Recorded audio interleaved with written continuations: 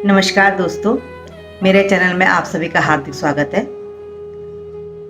दोस्तों, आज हम बात करेंगे व्रतों में व्रतराज की, यानी कि जन्माष्टमी की। जन्माष्टमी को व्रतराज भी कहा जाता है।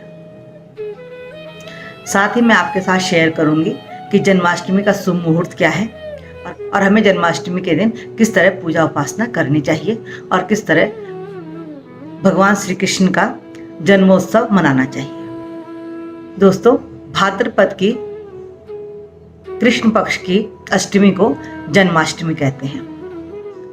क्योंकि भगवान श्री कृष्ण का जन्म रोहिणी नक्षत्र में हुआ था, इसलिए जन्माष्टमी के निर्धारण में रोहिणी नक्षत्र का विशेष ध्यान रखते हैं। शास्त्रों के अनुसार भगवान श्री कृष्ण का प्राकट्य भाद्रपद के कृष्ण पक्ष की अष्टमी को रात्रि 12 बजे रोहिणी नक्षत्र में हुआ था। उस दिन बुधवार था और वृष राशि में चंद्रमा थे और सिंह राशि में सूर्य थे। बहुत ही सुंदर संयोग बना हुआ था जिस दिन भगवान श्री कृष्ण जी का प्राकट्य हुआ था। भगवान श्री कृष्ण जी का प्राकट्य द्वापर युग के अंतिम चरण में हुआ था। यह पुराणों में भगवान श्री कृष्ण जी के बारे में कहा गया है कि आज से 5200 वर्ष पूर्व भाद्रपद के कृष्ण पक्ष की अष्टमी तिथि के दिन बुधवार रोहिणी नक्षत्र में मध्यरात्रि के बीच भगवान श्री कृष्ण का प्राकट्य हुआ था और इसी दिन को हम जन्माष्टमी के रूप में मनाते हैं। मध्यरात्रि में भगवान श्री कृष्ण जी के जन्म के बाद सारी रात मंगल गीत गाए जाते हैं, भगवान श्री कृष्ण जी के स्तुतियां की जाती हैं और बड़े ही हर्षोल्लास के साथ हम इस जन्मोत्सव को मनाते हैं। यह पर्व हमारे लिए बहुत ही विशेष पर्व है, बहुत ही प्रमुख त्योहार है, बहुत ही हर्षोल्लास और मंगलमयी त्योहार है, इसलिए हम इसे बड़े धूमधाम से मनाते हैं। कृष्ण जी भगवान नारायण के ही अवतार थे और कहा जाता है कि अवतार का रूप धारण करके यह धरा पर धर्म की स्थापना करने के लिए प्रकट हुए थे। जन्माष्टमी की रात्रि बड़ी ही शुभ रात्रि मानी जाती है और इस रात्रि को मोहरात्रि भी कहा जाता है। दोस्तों, मैं आपको बताती हूँ कि 2021 में जन्माष्टमी का शुभ मुहूर्त कब है। साल 2021 में जन्माष्टमी का पर्व 30 अगस्त को मनाया जाएगा, क्योंकि अष्टमी तिथि की शुरुआत 29 अगस्त रात को 11:25 बजे से होगी। रोहिणी नक्षत्र का प्रारंभ दोस्तों 30 अगस्त को सुबह 6:38 से शुरू होगा, इसलिए पूजा का समय 30 अगस्त की रात 11:58 से 12:44 के बीच में रहेगा। इस मुहूर्त की कुल अवधि 45 मिनट की है।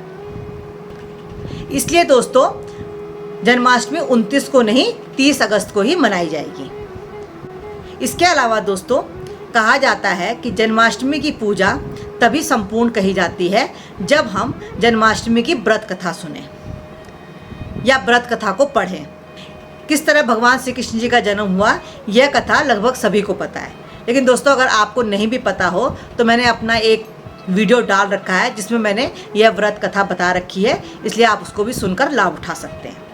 जन्माष्टमी की पूजा हर आदमी अपने अलग अलग तरीके से करता है, अपने श्रद्धा भाव जो भक्ति हो। और जन्माष्टमी ही क्यों, हम कोई भी पूजा पाठ जो भी करते हैं अपनी श्रद्धा अनुसार, अपनी भक्ति अनुसार, अपनी सहजता अनुसार करते हैं और हमें करनी भी चाहिए। क्योंकि पूजा हम चाहे किस तरह भी करें, सूक्ष्म करें, लंबी करें, जिस भी तरह से करें, ध्येय हमारा एक ही है, ईश्वर के समीप जाना। इसलिए हर इंसान की पूजा पद्धति अपनी अलग तरीके से होती है और उसे अपने ही तरीके से पूजा पद्धति करनी चाहिए। दोस्तों, जन्माष्टमी के दिन सामान्यतः हम पूजा किस प्रकार से करें, यह विधि कुछ इस प्रकार से है।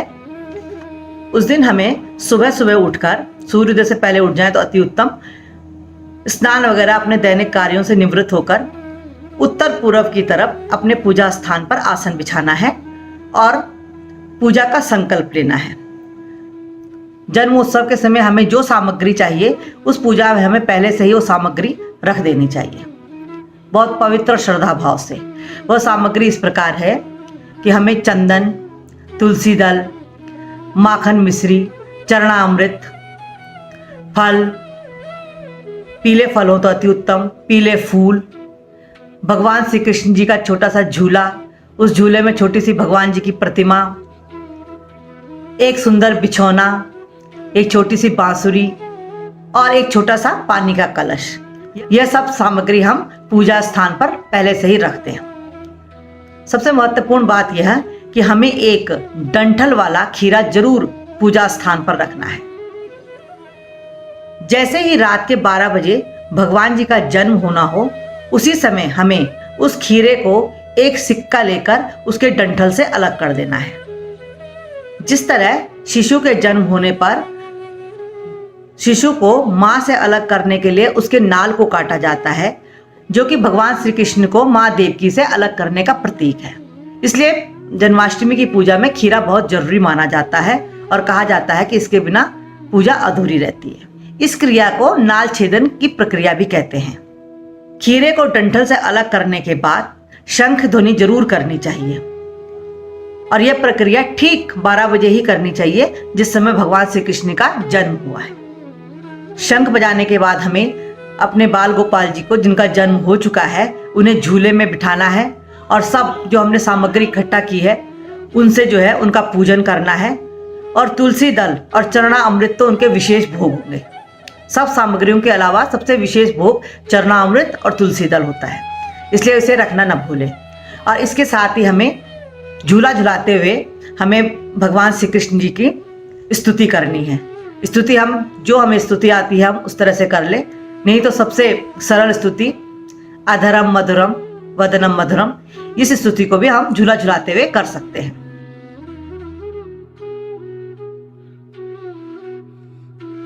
स्तुति करने के बाद हमें भगवान श्री कृष्ण जी की आरती उतारनी है और वो माखन मिश्री का भोग जो हमने उनको लगाया है, तुलसी दल का भोग जो हमने उनको लगाया है, जो चरणामृत हमने उनको चढ़ाया है, वह सब चीजें प्रसाद के रूप में हमें ग्रहण करनी चाहिए।